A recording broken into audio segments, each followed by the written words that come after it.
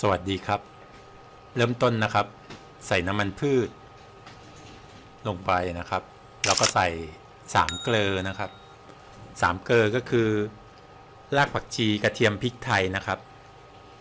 ตัวสูตรแล้วก็อัตราส่วนเนี่ยเดี๋ยวผมใส่ไว้ให้ที่ช่องคำบรรยายนะครับ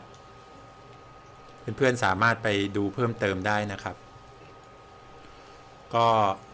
ผัดให้3เกลือหอมนะครับหลังจากนั้นนะครับใส่หอมแดงนะครับเพิ่มเติมลงไปหรือว่าหอมแขกก็ได้นะครับค่อยๆผัดไปเรื่อยๆนะครับให้รากผักชีกระเทียมพริกไทยแล้วก็หอมแดงนะครับส่งกลิ่นหอมแล้วก็ขึ้นสีเล็กน้อยนะครับหลังจากนั้นผมใส่น้ำตาลโตนดตามลงไปนะครับแล้วก็ค่อยๆบี้มันนะครับถ้ามันแข็งค่อยๆผัดไปเรื่อยๆนะครับให้ตัวน้ำตาลเนี่ยค่อนข้างละลายแล้วก็เมลออกเป็นลักษณะคาราเมลหน่อยคาราเมลหมายถึงมันจะมีสีดำขึ้นนะครับแล้วมีกลิ่นหอมนะครับหลังจากนั้นใส่หมู3ชั้นต้มประมาณ30นาทีนะครับหั่นแบบตามขนาดที่ต้องการลงไปนะครับ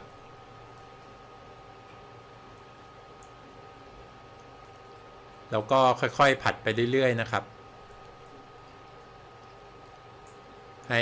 เข้ากันหลังจากนั้นก็ปรุงรสชาตินะครับผมใช้น้ำมันหอยนะครับน้ำปลานะครับซอสปรุงรสนะครับ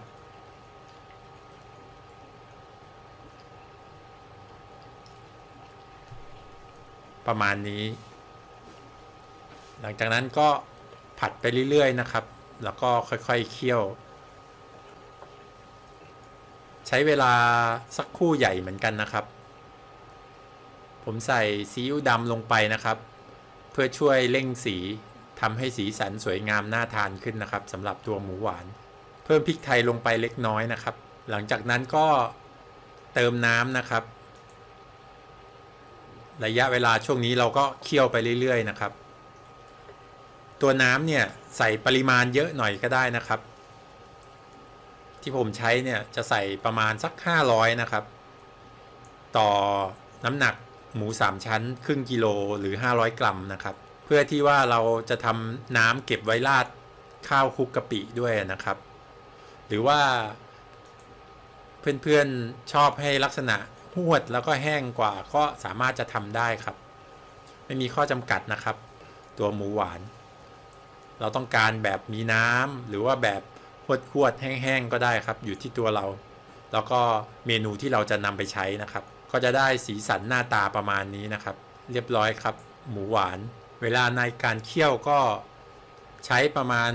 15-30 นาทีนะครับไม่นานเท่าไหร่ก็จะได้หน้าตาประมาณนี้สวยงามน่าทานนะครับถ้าวิดีโอนี้มีประโยชน์ฝากเพื่อนๆกดไลค์กดติดตามช่องเชฟแดนเพจเชฟแดนด้วยนะครับขอบคุณมากครับสวัสดีครับ